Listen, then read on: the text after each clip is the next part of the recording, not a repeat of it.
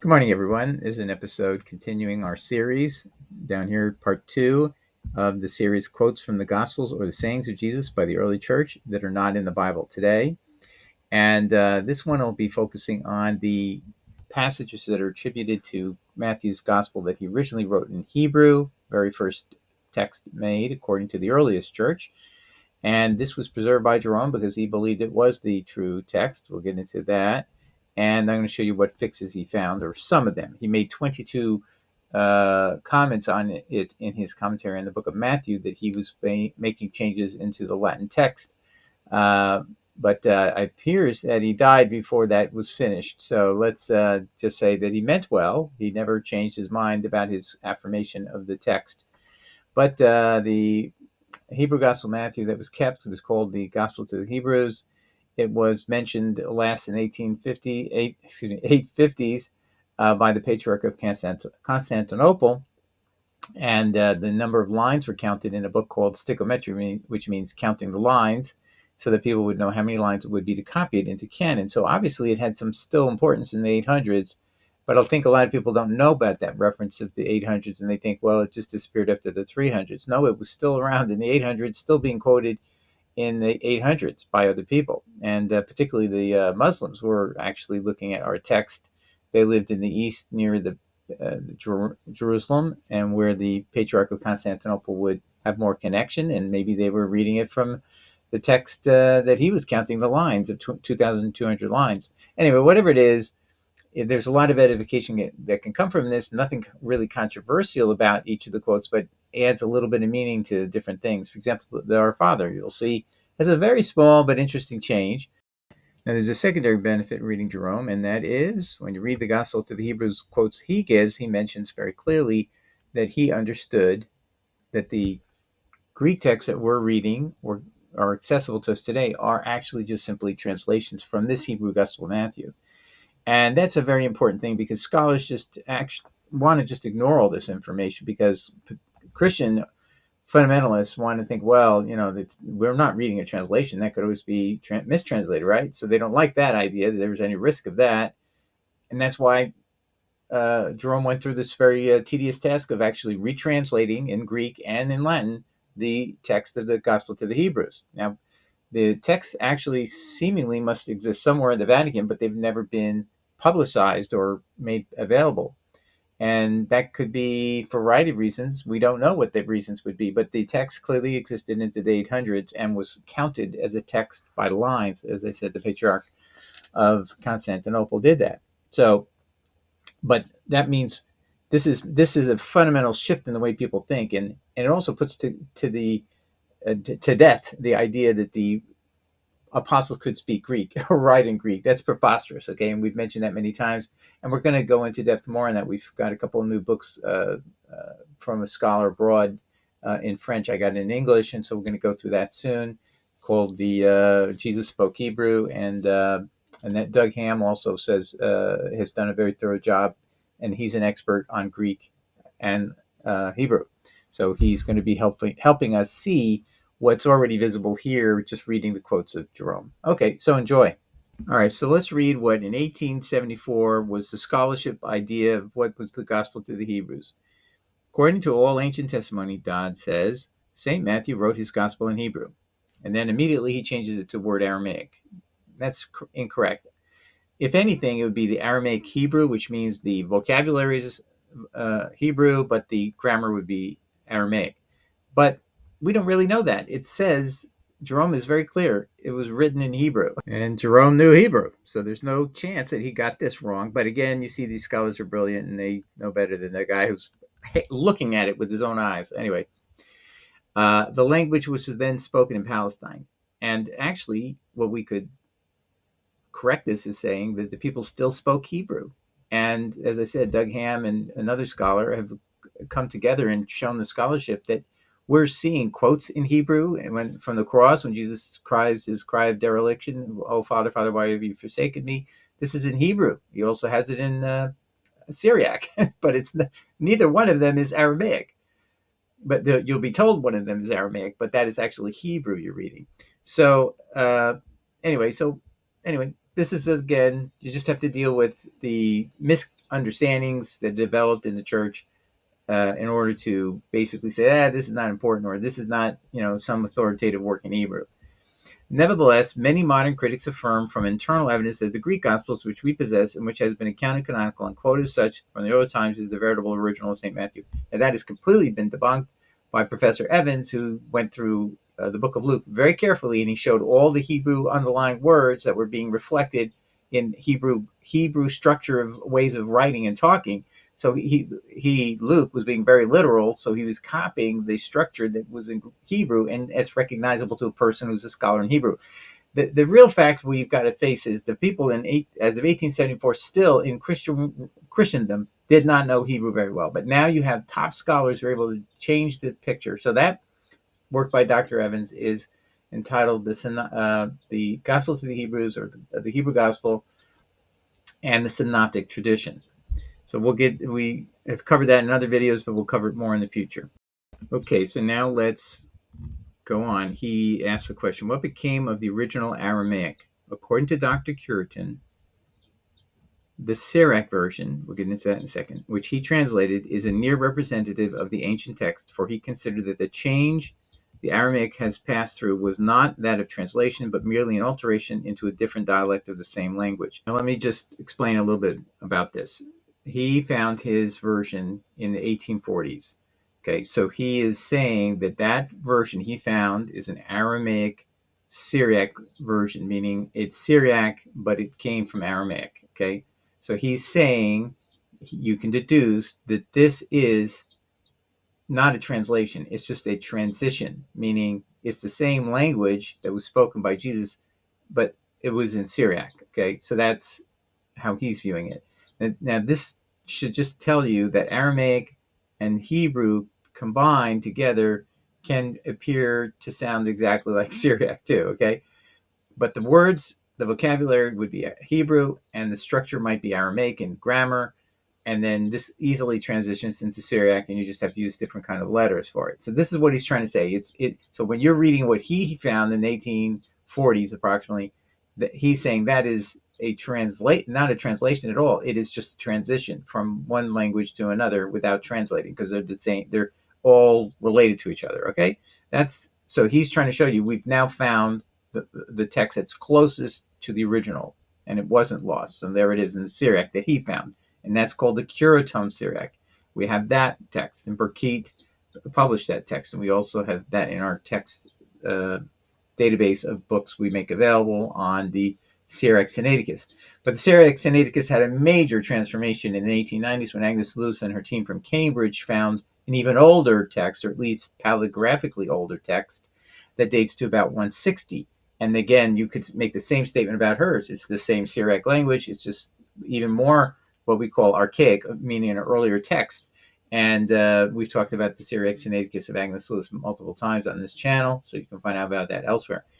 Now, what's interestingly mentioned here is undoubtedly the version is very ancient and exhibits some resemblance to the Old Latin version.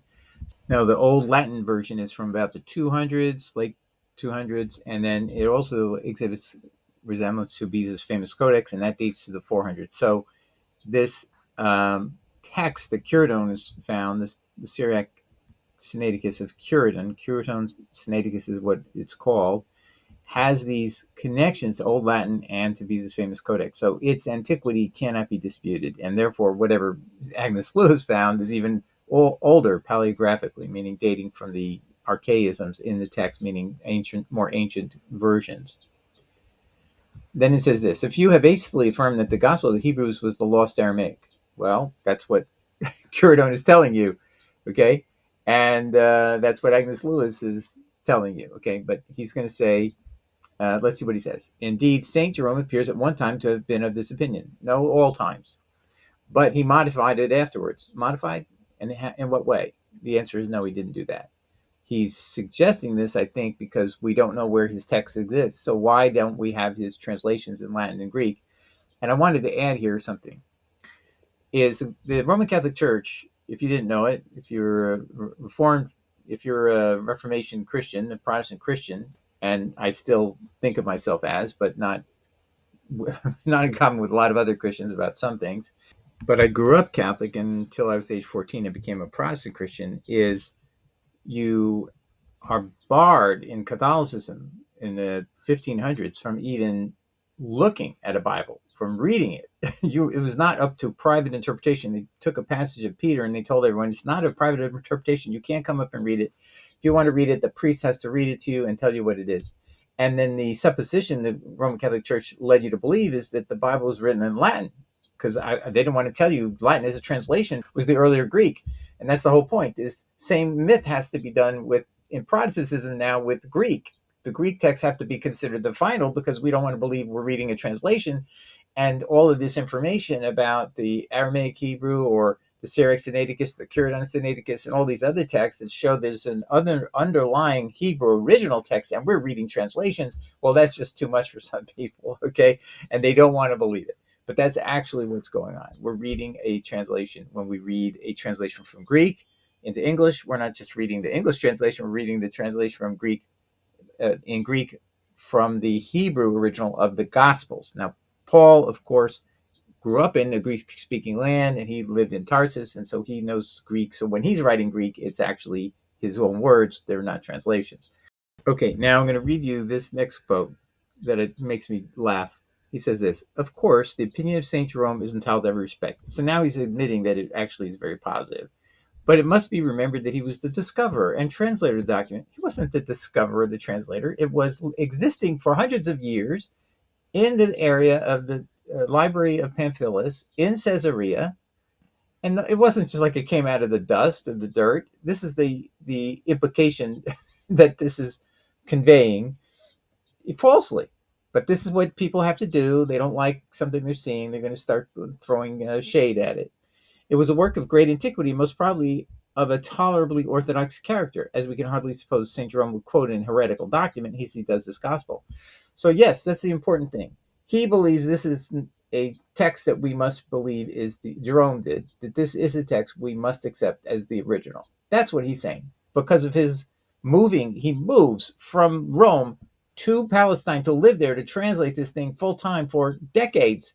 That's how convinced he was of it. So this idea that he was on the fence, or he was just because he discovered it and then translated, that means he's going to be biased about it. No, he's excited that he's found something that will explain what he's reading. And of all of Christendom, he was thought to be, and scholars will tell you today, he's the only person in Christendom of the 300s at Rome who knew how to translate Hebrew.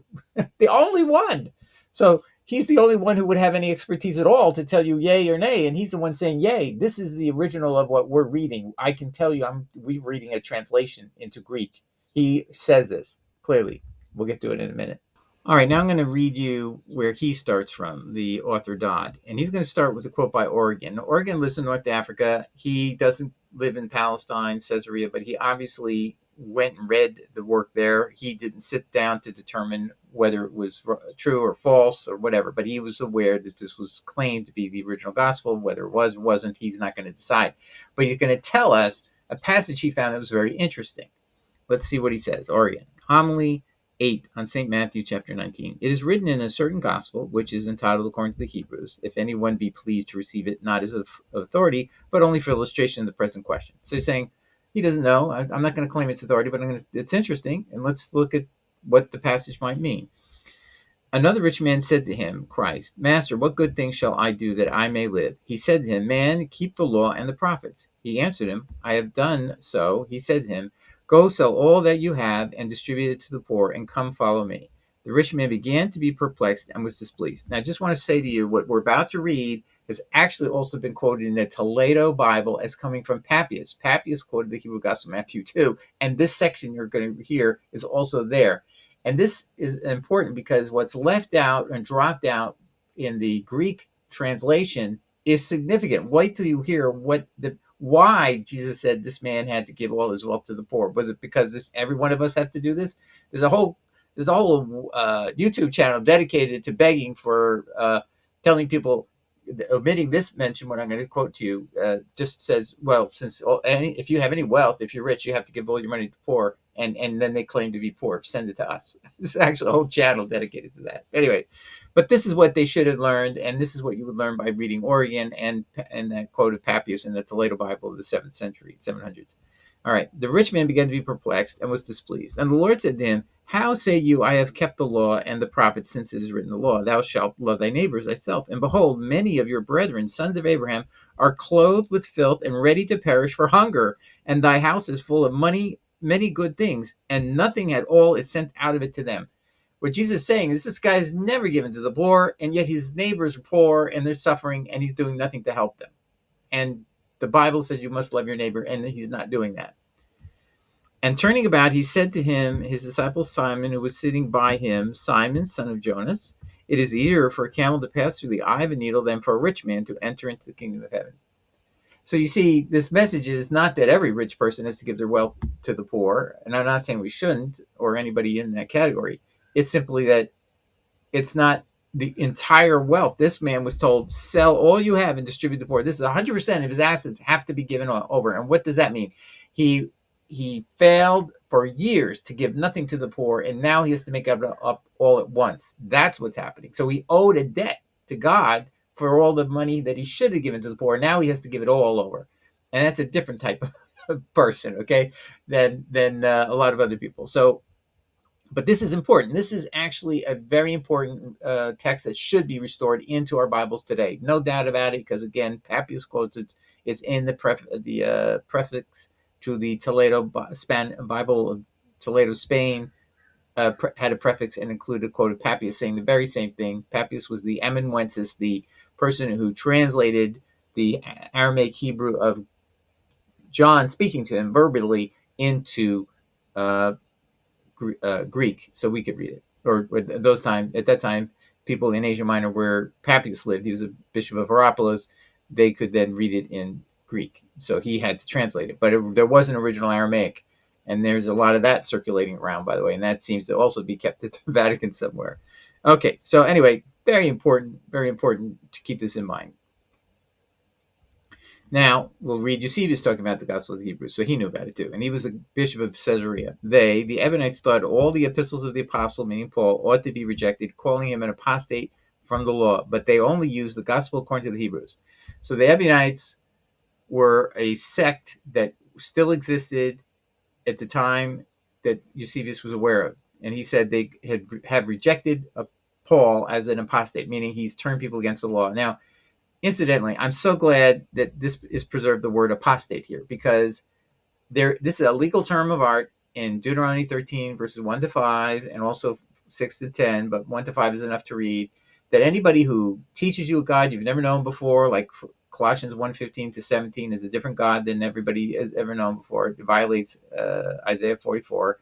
Isaiah 44, God Yahweh says, I created the earth. No one was with me. No one helped me. Okay. But Paul in his wisdom says, no, Jesus was there. And Jesus was the prototokos. He was the firstborn of creation. And then Jesus, created everything that was made, and nothing was made that Jesus didn't create. That's what he says there in Colossians 1:15, 16, and 17. Okay. So that's a God nobody's ever known. And then the other alternative to be an apostate is you teach people what? To turn away from God's law. Well, Paul says in 1 Corinthians 9, in the corrected version of today, we can see he says, I pretend to be under the law around those who are under the law in order to win them, even though myself, I'm not under the law. Meaning he's saying the law is abrogated for Jew and Gentile. As he said, there's no more Jew or Gentile. So the categories of the law all are destroyed when you get rid of Jew and Gentile. And he's just saying, we live by the Spirit, by the letter. We no longer live by the letter. We no longer live by the letter. We live by the Spirit. Okay, so this is a complete obliteration of God's law, and he's not hiding from it. He says to the Galatians, "You're foolish for trying to keep Shabbat. By continue to keep days." And he says elsewhere, "This Shabbat's been done away with." So he's clearly an apostate from the law, whether you like it or not. And you don't want to apply Deuteronomy 13. That's up to you. You're going to have to answer to God for that. I'm not going to get into that right now. But what he's trying to say, Eusebius is trying to say, but this sect that he knew, he was a bishop of Caesarea in the 320s, it continued to exist. It was the original church. It was always known as Ebion in the earliest church. There's no doubt about that either. Paul even references their name of the poor in Galatians.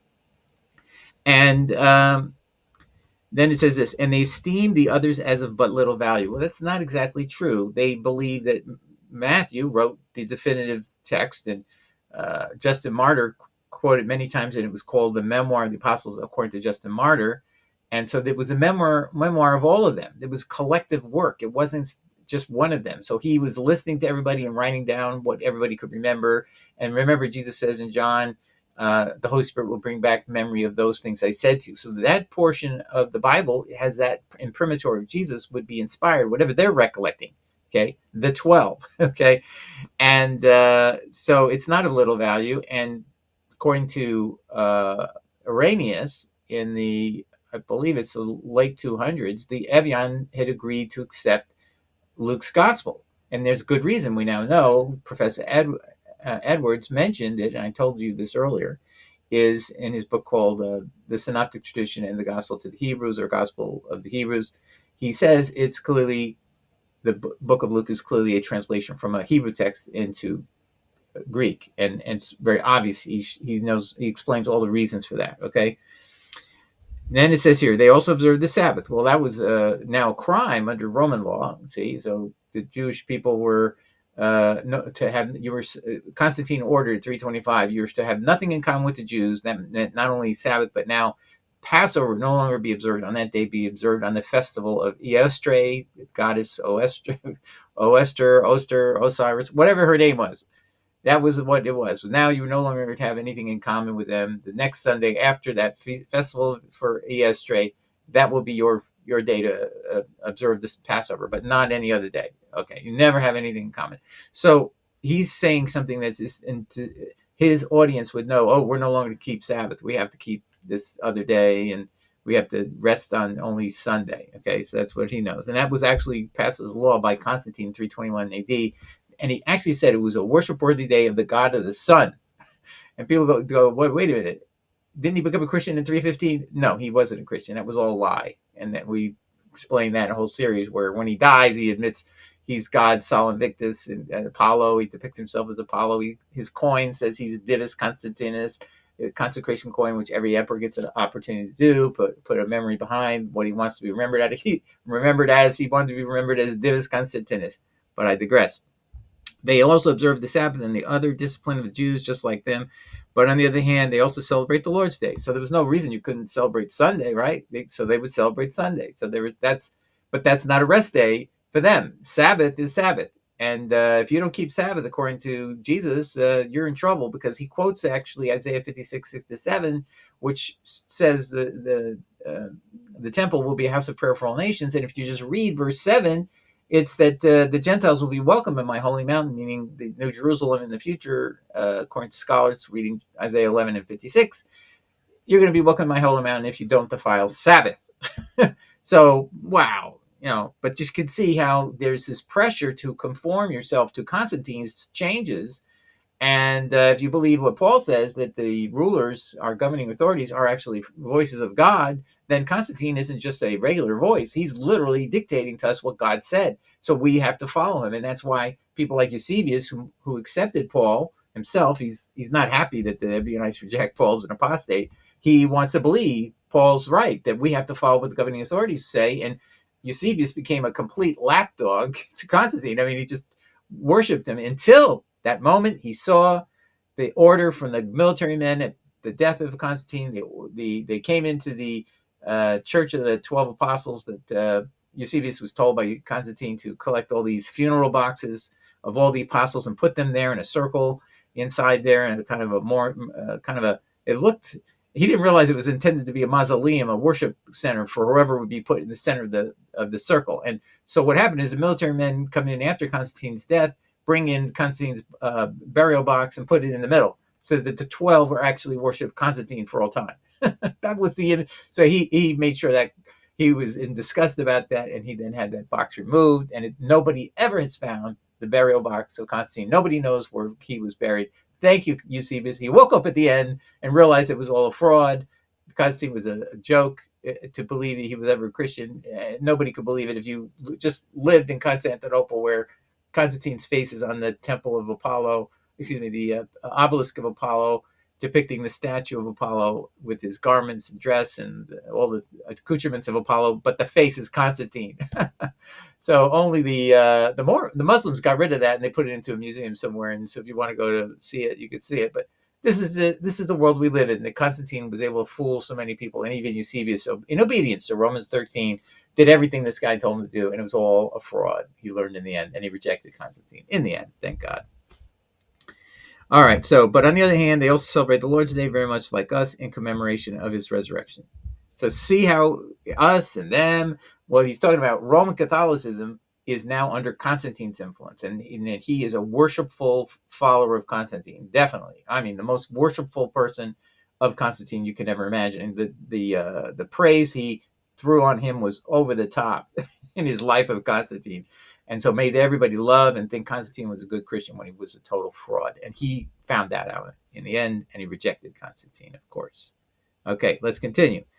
Eusebius, again, quoting the Gospel of Hebrews in his work called Theophania, chapter 4, verse 12. The cause, therefore, of the divisions of soul that come to pass in houses, Christ himself taught, as we have found in a place in the Gospel existing among the Jews in the Hebrew language, in which it is said, I will select to myself these things, very, very excellent are those whom my Father who is in heaven has given to me.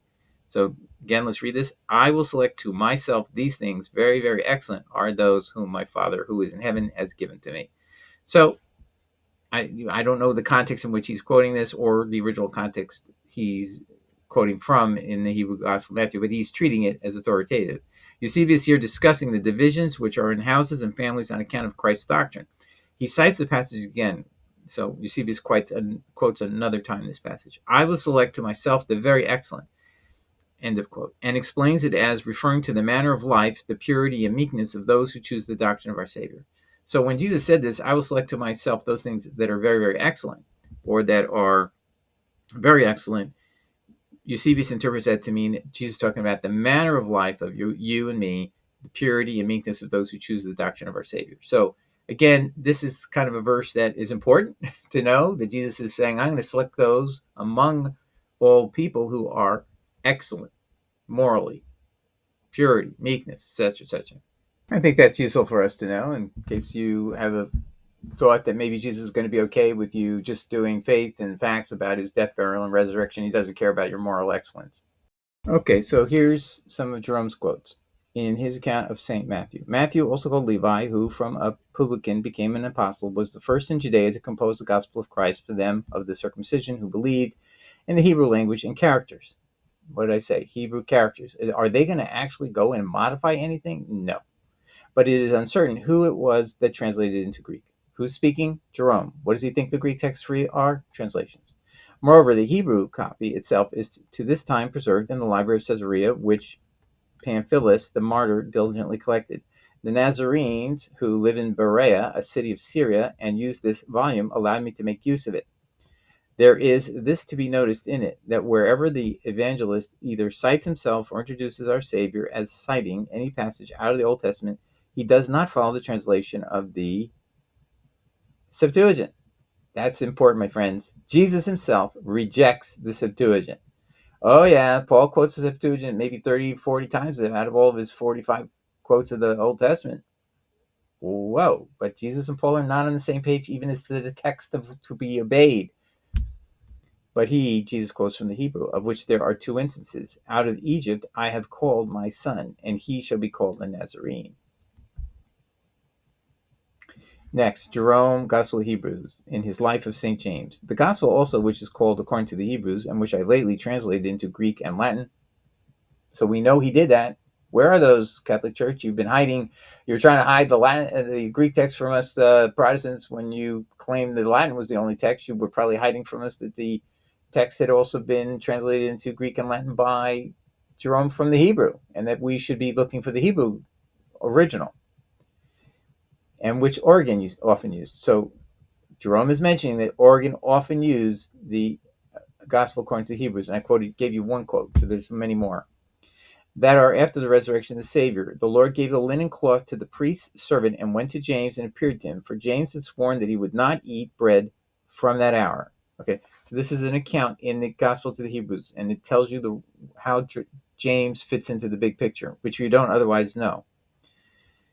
And I think if you read Luke with any care, you realize he's assuming everybody's read this passage, so he doesn't include it. Okay, but he tells you James is acting as the authority over the church in Acts 15 and Acts 21. Well, he's assuming people have read the actual Gospel of Matthew.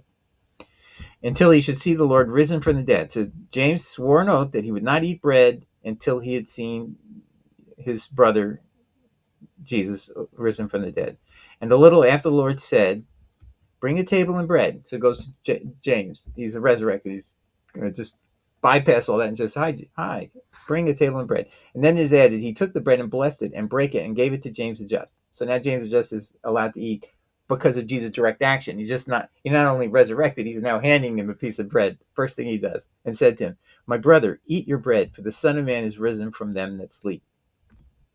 St. Paul, in his narrative of the appearance of Christ after his resurrection, says, after that, he was seen of James. So now he's saying even Paul knew of this story. Okay, Jerome is saying Paul even knew of this story, that the first person, or one of the first persons Jesus encounters again is James's brother.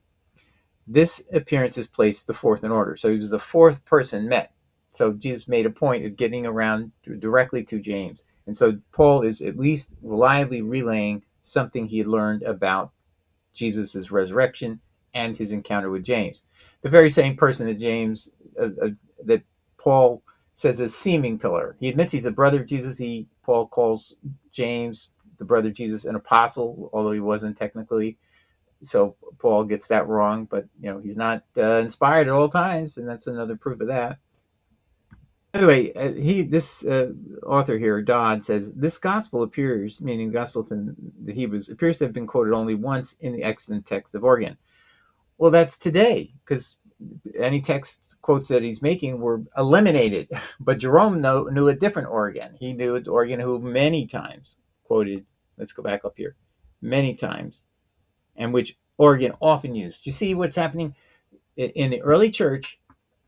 The book of the Gospel to the Hebrews was treated as authority by Origen, but you don't see it because there's only one quote left. All the others were let go away or were destroyed. All right, so now let's read Jerome in Book 3 against the Pelagian heresy, Epistle 17. And the quote is, in the Gospel according to the Hebrews, which is written in Chaldee and Syriac, but in Hebrew letters, which the Nazarenes use even now, according to the Apostles, or as most think, according to Matthew, which is in the Library of Caesarea, the following history is related. So Chaldee is Aramaic, Syriac would be a close cousin of Aramaic, but it's all in Hebrew letters. So this is why I call this Aramaic Hebrew. So the writing was Aramaic Hebrew, probably meaning the grammar followed Chaldee and Syriac grammar, but the letters were all in Hebrew, and the vocabulary would be Hebrew as well. Behold, the mother of the Lord and his brethren spake to him, John the Baptist baptizes for the remission of sins. Let us go and be baptized by him. So this is in the Hebrew Gospel of Matthew, according to Jerome. He said to them, how have I sinned that I need to go and be baptized by him, unless perchance my saying this proceeds from my not knowing? And in the same volume, he said, if your brother sin in word and make you satisfaction, receive him 7 times in a day. Simon, his disciple, said to him, 7 times in a day. The Lord answered and said to him, I tell you also, even to 70 times 7. So 70 times 7 means an unlimited amount. It doesn't mean technically, let's count them all out, and then when you reach 70 times 7, you don't have to forgive anymore. From the prophets also, after that, they were anointed by the Holy Spirit, a word of sin is found. And that may puzzle you at first, but Moses sinned. He was told to do a certain thing, and he did something differently. He was told to do something one way, and he strikes a rock to do it a different way. And so God punishes him and says, okay, you're not going to make it to the promised land. So he is not allowed to go and cross over with everyone else. He has to stay behind. So the guy who was doing all this great stuff, he proved he was very human, and he sinned at the very end. And he disobeyed the direct command of God that he'd heard from the mouth of God. But I assume God forgave him later. Okay, so next time we'll go over to what's called Codex Tischendorf, Roman numeral 3. What Tischendorf did is apparently he went through the commentary of Matthew by Jerome and excerpted every single variant that Jerome found, and they're very interesting. So we'll get into that next time. All right, God bless. Ciao.